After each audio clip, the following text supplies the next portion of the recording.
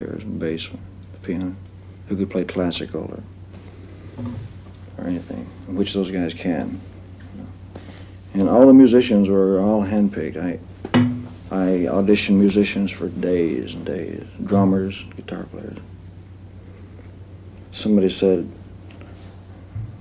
I said, who's the best guitar player around? And they said, well, Glenn Campbell and James Burton. And I said, well, Campbell's out. He's on his own, so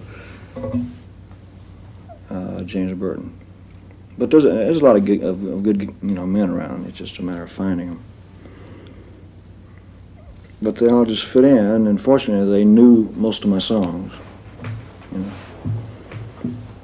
But I mean, you wanted voices behind you, and wanted voices behind me to help add to the fullness of the sound and to get the dynamics of the show. And the same on the tour. Why did you want to have a full orchestra?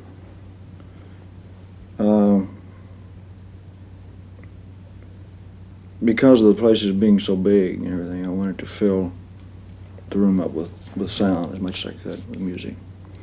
And a lot of records have been orchestrated. You mean like on arrangements like Bridge Over Troubled Water and American Trilogy? Yeah, you've got to have that bigness there. You've got to have the dynamics of sound. And I enjoy it. People wonder how I do it night after night or something. I really like it. I'm perfectly at home out there. I may lose 4 or 5 pounds a show easily, but I don't mind it. I've been doing it ever since I've been in this business. And how do the one-night stands feel? I mean, from city to city to city. Oh, that's exciting.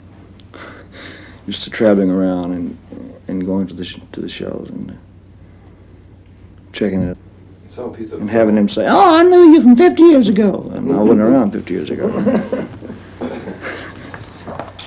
that piece of film that we saw today? What was it, 1968 or something like that? It's from the top 10 Outstanding Young Americans. 10 Outstanding Young Men Awards. Oh, Remember what you said? the JCs there? Very short. I was so nervous. And you made a speech then, right? Now, it's a different ball game when you're going out to sing and you're going out to make a speech. And I had nothing prepared. I was going to go out and just ad-lib it. But when I first started talking, my voice was so high. I sounded like somebody else, It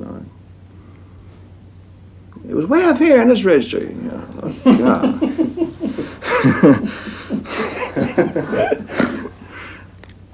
I was really nervous. I don't know what I said. It's something about a song.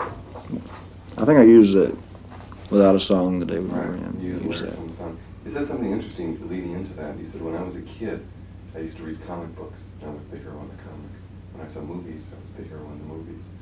And I was like, really beautiful, again, the whole projection of being a hero. Suddenly, you've grown up, and you are a hero. Now there are kids sitting at home. You said you had the line, "Everything's happened to me 100 times over." Yeah. Is that what I said? It was very sincere. The point is that it was sincere. Yeah, It was something only you could have said. it just came to me at the time. I didn't prepare it at all. Can I tell you guys I wrote that? Oh, you did. The secret to every great man is a good speechwriter. That's what you want us to say, right? No, hell no. But when you were a kid, is that how you identified with being a hero, by a comic book or by a newspaper? Oh, yeah, or, sure. Like, who are your heroes? Just any and everybody that did anything. It's the same today. I watch people who excel in anything, whether it be sports. I'm not a golfer, but I watch the top golfers. Tennis players, the chess players. I admire anybody who can do anything of that nature, When did you first feel that you wanted to be a singer? Did you have it? When I first realized I could sing, and at about 2 years of age, I found myself singing. I was singing, and people would listen to me around the housing project where I lived. And it was time went by, I was about 8 years old, and they entered me in a talent show. I wore glasses. Had no music, and I won, I think it was 5th place in this talent contest, this state talent contest. I got a whipping the same day. My mother whipped me for something. I don't know, one of the rides. Destroyed my ego completely. But I would sing like in church, my mother and father, but you know, when I was about 10 years old, they gave me a choice between a guitar and a bicycle. So I took the guitar and to watch people. I learned to play it a little bit. But I would never sing in public. I was very shy about it. You know? And in 11th grade in school, they entered me in another talent show. Nobody knew I sang anything. I would sing around the apartment building where I lived. But they entered me in this talent show.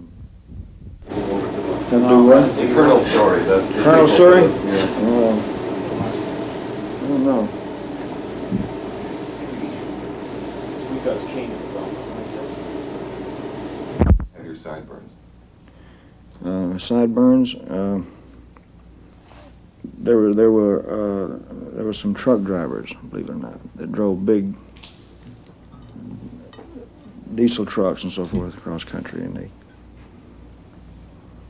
don't know, they had scars on them. They were wild-looking guys. So I used to lay on the side of the road and watch these guys drive these trucks.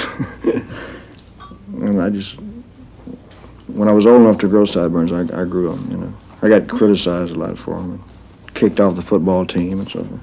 You were different than most of the kids in it, right?